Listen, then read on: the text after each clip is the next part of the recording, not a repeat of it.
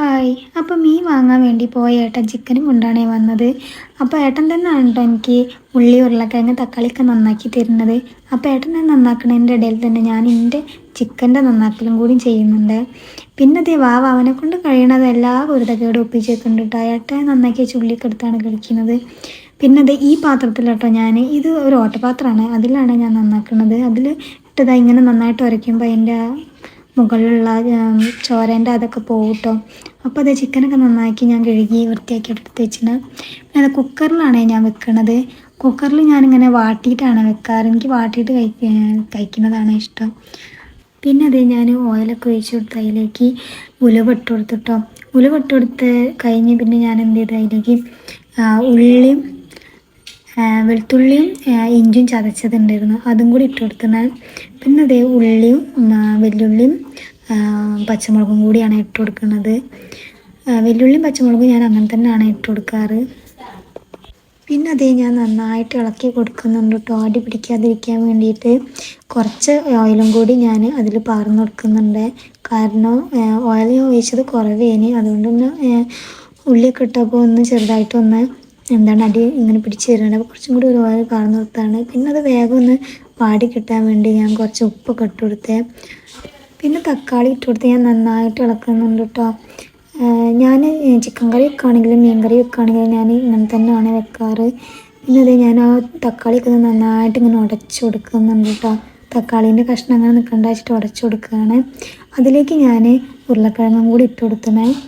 പിന്നെ അതേ ഞാൻ അതിലേക്ക് ഇനി കൂട്ടുകളാണ് ഇടുന്നത്. മുളക്, മഞ്ഞൾപ്പൊടി അങ്ങനെയുള്ളതൊക്കെയാണ് ഇടുന്നത്. ഞാൻ അങ്ങനെ കറക്റ്റ് അളവിലൊന്നും ഇട്ടിടാറ്, ഞാൻ എൻ്റെ രൂപത്തിനാണ് ഇടാറ്. അത് കറക്റ്റായിട്ട് വരാറുണ്ട് കേട്ടോ. പിന്നെ നിങ്ങളൊക്കെ എങ്ങനെയാണ് ചിക്കൻ കറി വെക്കേണ്ടതെന്ന് ഒന്ന് പറഞ്ഞു തരണം കേട്ടോ, കമൻറ്റ് ചെയ്താൽ മതിയേ. പിന്നെ അതേ ഞാൻ ഇപ്പോൾ എല്ലാ കാര്യങ്ങളൊക്കെ ഇട്ട് കൊടുത്ത് അതേ നന്നായിട്ട് ഇളക്കി കൊടുക്കുകയാണ്. അതിലേക്ക് ഞാൻ ചിക്കൻ മസാലയും കൂടി ഇട്ട് കൊടുക്കുന്നുണ്ട്. പിന്നെ കുറച്ച് വെള്ളം കൂടി ഞാൻ അതിലേക്ക് ആഡ് ചെയ്യുന്നുണ്ട് കേട്ടോ. വെള്ളം അത് ഞാൻ അടി പിടിക്കേണ്ട വിചാരിച്ചിട്ടാണ് കുറച്ച് വെള്ളം ആദ്യം ഒഴിച്ചു കൊടുത്തത്. എന്നിട്ട് ഞാൻ നന്നായിട്ട് ഇളക്കി കൊടുക്കുന്നുണ്ട് കേട്ടോ. അതൊന്ന് ഇങ്ങനെ തിളക്കിയല്ലോ, ആ തിളക്കിന് വരെ ഒന്ന് ഞാൻ നന്നായിട്ട് ഇളക്കി കൊടുത്തിട്ടോ. പിന്നെ അതിലേക്ക് ഞാൻ തിളച്ചിട്ടുണ്ട്, അതിലേക്ക് ഞാൻ ചിക്കനൊക്കെ ഓരോന്നോരോന്നായിട്ട് ഇങ്ങനെ ഇട്ട് കൊടുക്കുകയാണ്. ഞാനിങ്ങനെ ഉണ്ടോ കറി വെക്കാറുള്ളത്, കാരണം എനിക്കിങ്ങനെ കറി വെക്കുമ്പോഴാണ് രസം എന്നാണ് എനിക്ക് തോന്നിയിട്ടുള്ളത് കേട്ടോ. പിന്നെ വെറൈറ്റി ഒക്കെ എനിക്ക് പരീക്ഷിക്കാൻ എനിക്ക് താല്പര്യമുണ്ട്. അപ്പോൾ കമൻറ്റിലൊക്കെ പറഞ്ഞു തന്നിട്ടുണ്ടെങ്കിൽ ഞാൻ ചെയ്ത് നോക്കാം കേട്ടോ. പിന്നെ അതിലേക്ക് ഞാൻ അതിനാവശ്യത്തിലുള്ള വെള്ളമൊക്കെ ഞാൻ ഒഴിച്ചു കൊടുക്കുന്നുണ്ട് കേട്ടോ. പിന്നെ അത് അടച്ച് വെച്ച് ഇനി അതൊന്ന് ഒരു 3 വിസിൽ വന്നാലും ഇങ്ങോട്ട് ഇറക്കി വെക്കാവേ. അപ്പോഴത്തേക്ക് ഞാനിതാ ചിക്കൻ പൊരിക്കാനുള്ളതിലേക്ക് ഞാൻ ഇഞ്ചും വെളുത്തുള്ളിൻ്റെയും പേസ്റ്റ് ഇട്ട് കൊടുത്തിട്ടുണ്ട്.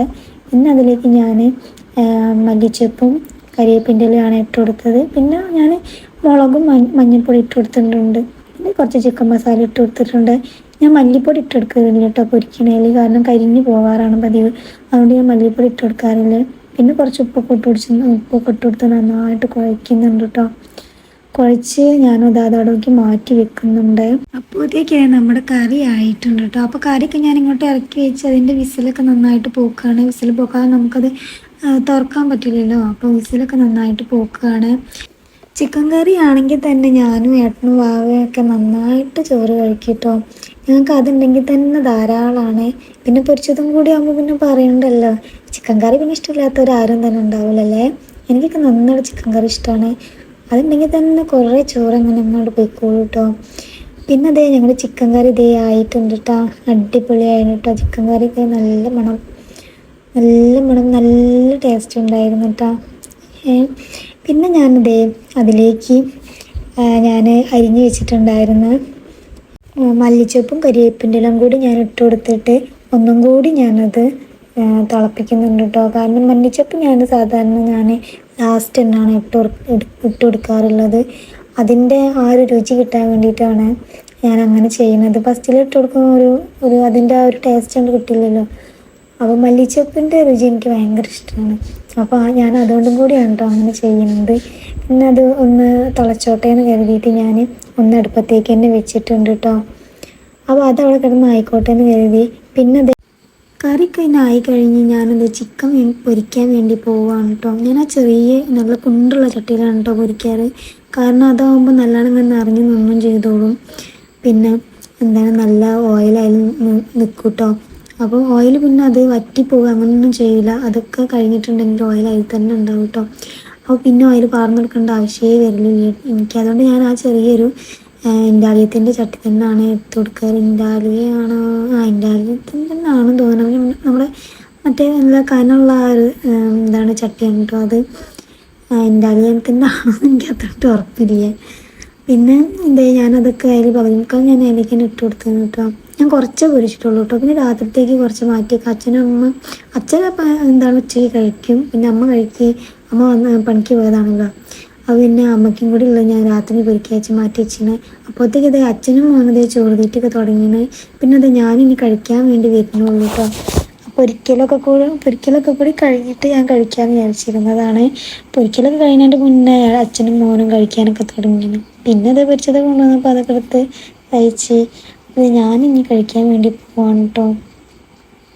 അപ്പോൾ എൻ്റെ വീഡിയോ പുതിയതായിട്ട് കാണുന്നവരുണ്ടെങ്കിൽ സബ്സ്ക്രൈബ് ചെയ്യാനും കമൻറ്റ് ചെയ്യാനും ഷെയർ ചെയ്യാനും മറക്കരുതേ. അപ്പോൾ ബായ്.